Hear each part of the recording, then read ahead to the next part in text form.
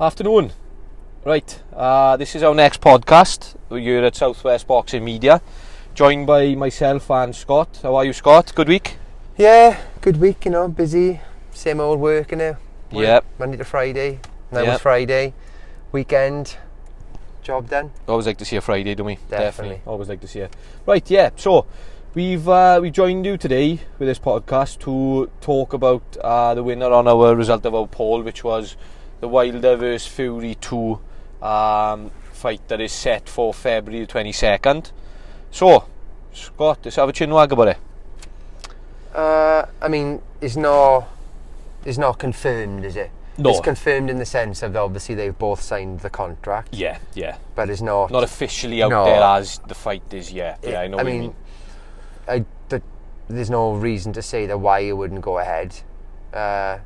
They both sort of need each other, don't they? Yeah, I can't see anything. I mean, what's the other options? There are no other options. I suppose the only thing would be as if obviously if AJ or with the winner of AJ Ruiz, if somehow Wilder managed to get the unification fight and Fury agreed to it, which I really can't see Fury agreeing to it. That's the only stumbling block, I think. But yeah, I mean, what's your prediction of that fight? Well, to be honest, it's looking back at if we look back briefly at the first fight, which was in December 2018, Wilder vs Fury 1. It went pretty much as you'd expect, with Fury obviously being the most slick. I mean, the way he moves for the size he is, it's unbelievable. It's just unbelievable, isn't it? Any boxing fan would say the same, I'm sure. His slick boxing, and he just basically boxed and moved the knee for the majority of the fight, really. I saw that he was, I had him winning. I thought he was winning quite comfortably, to be honest. What about you? What do you think? Yeah, but when he got put down in the 12th and he was getting back up, I was thinking, oh my God, if he gets up a year now, he's won the fight, because there's no way. Obviously, there's 2 10-8, so that's 4 rounds. I thought even with that, there's no way Wilder, has won, 3 rounds. I mean, the statistics say it all. From the stats we got in front of us here, that we've obviously we've looked into ourselves. We got Wilder landed 71 punches of 430 thrown, which is 17%. What do you make of that?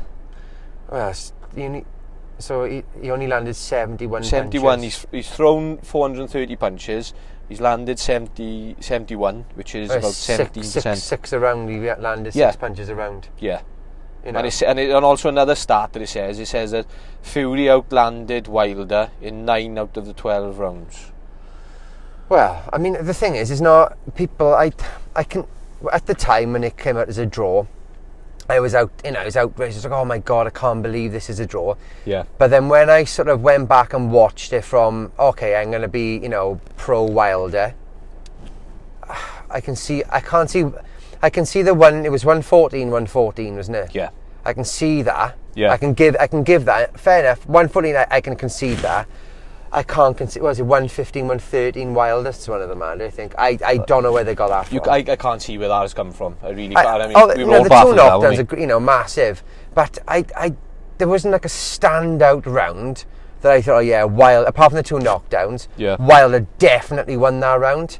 Because, I don't know. I think the thing with Wilder is, and I think would sort of be the easy thing to say about Wilder Fury 2 as well, will be that we can make the prediction that Fury is sort of going to be the same. He's going to be really difficult to hit. He's going to move so well. Low in his last fight. I mean, look at the cut that he come out with from his last fight. I mean, that going to give Wilder confidence going into this? Well, especially knowing the fact that he landed on him. What have we learned since Wilder Fury? What have we learned about Wilder? He's fought Brazil. Yeah. He's knocked him out.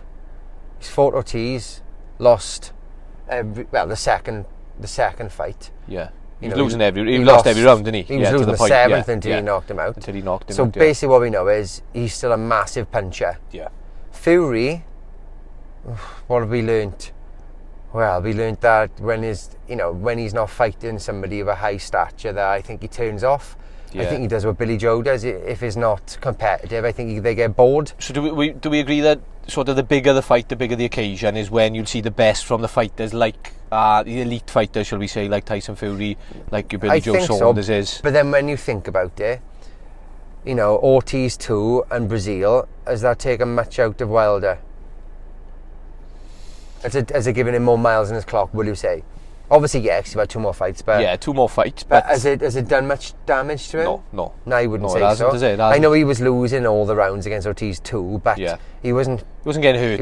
He's not blasted. As if he's come out. No, he wasn't hasn't come out of a war. No, he was just getting out punched. He was just out getting out punched. Fury, any miles on the clock from Otto Wallin and Schwartz? Well, Schwartz I would say no, but Otto Wallin, massive definitely. Cut, 12 rounds, in a dog fight. I mean, some even say now that on another day that would have been stopped, wouldn't it? Looking at the cut the way it was. Yeah, I mean, it comes down to the refs. I mean, when you think of Badu Jack, that was horrific in the middle of his head. It was the worst I've ever seen. But then, I don't know. I don't think it should have been stopped. It's boxing at the end of the day, isn't it? Yeah. And it was a bad one. It was a bad one. But he was still fighting on. He was still throwing. He was still moving. If he was getting hit, then I think is the time he would stop it. So bringing it back, I think the danger. I think it's just the danger with Wilder in any fight he's in. It's just what we already know. We know it's quite an easy sort of thing to talk about, really. I mean, Wilder's a massive puncher. He's a massive puncher. Fury's a good mover. Fury's really difficult to hit. He's a good slick boxer, good mover.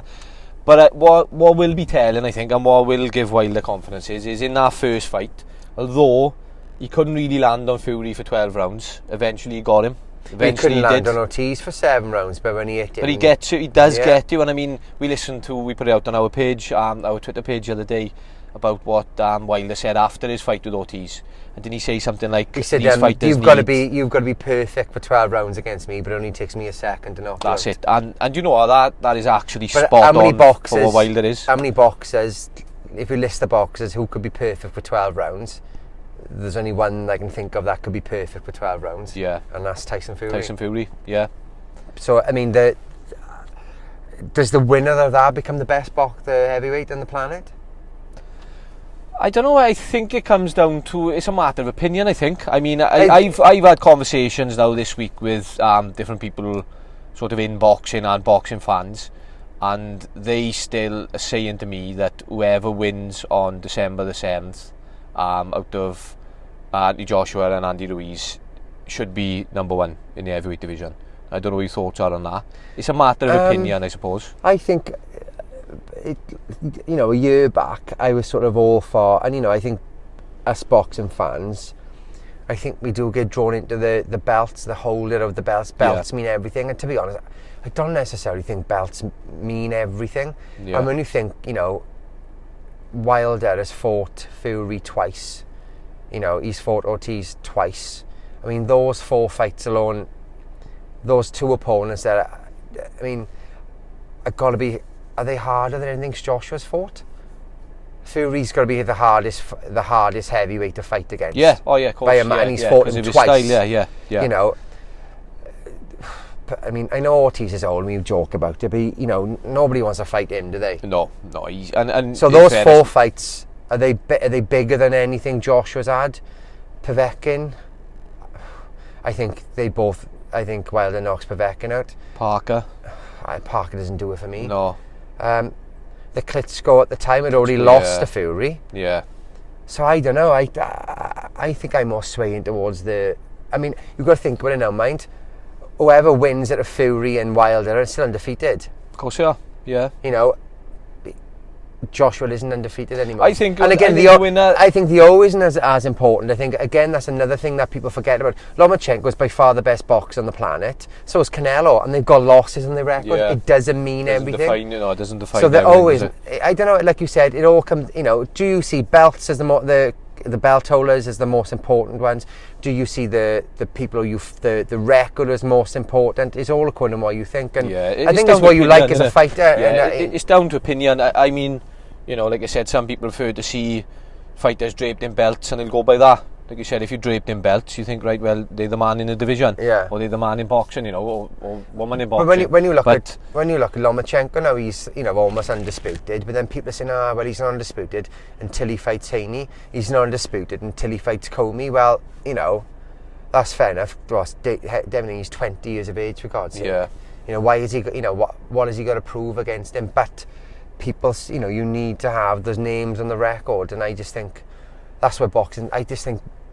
I wish fighters would fight each other. Yeah. Because that's the only way. The only way in knowing is whoever the winner of Fury and Wilder versus the winner of Ruiz and AJ, whoever comes out of those two fights and then fights each other and wins is definitely, without a shadow of a doubt, the man of the division. Yeah. Because that's the only way I think you can work it out. And like you said, you know, about fighters fighting each other, I think we've got to give credit to Wilder and Fury for taking this. I mean, I got to be honest, after Wilder Fury won, I didn't think Wilder would want to go anywhere near this again, to be honest with you. No. Because, I mean, at the end of the day, he still had his belt intact, you know, and the way the fight was, where he just couldn't. Do you not think he's got to, though? But I think that's what it's come down to. I think it's come down to, I mean, so many people called for it as well. Controversy after it, so many people said he lost I think he's got no choice but to take this. He's got to do this, you know, like you said, if he wants that legacy, which obviously any boxer wants to, he's got to do this, and he's got to win this. I got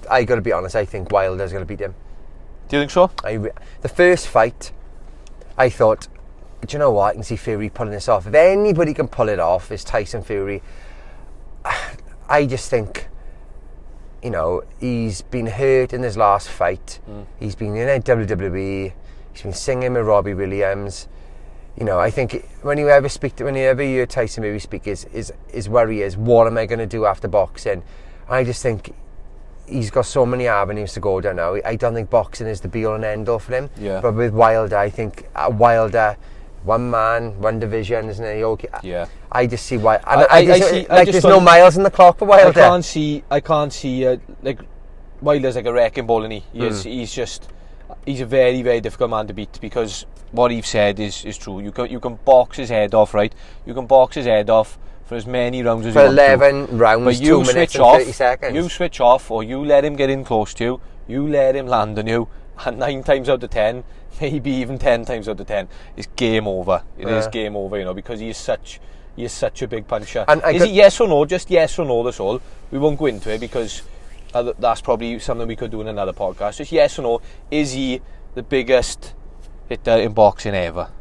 Biggest puncher in boxing ever? I would say no, and my quick reason behind that is, I will agree with Dillian White for once in this, and he said if you put him in with the clientele that that Wilder has had, he would knock them out as well. And I've got to agree, he's not fought anybody, mind. He's not. Apart from Ortiz and Fury, and he didn't knock Fury out. He's knocked Ortiz out twice. That is the only two I can say that's a brilliant knockout. Brazil, it's already been knocked out by Joshua. Joshua's been, Who else has he fought? Spilka, it's already been knocked out by Chisora afterwards.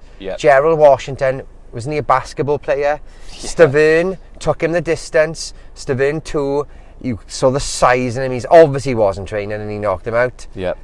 No.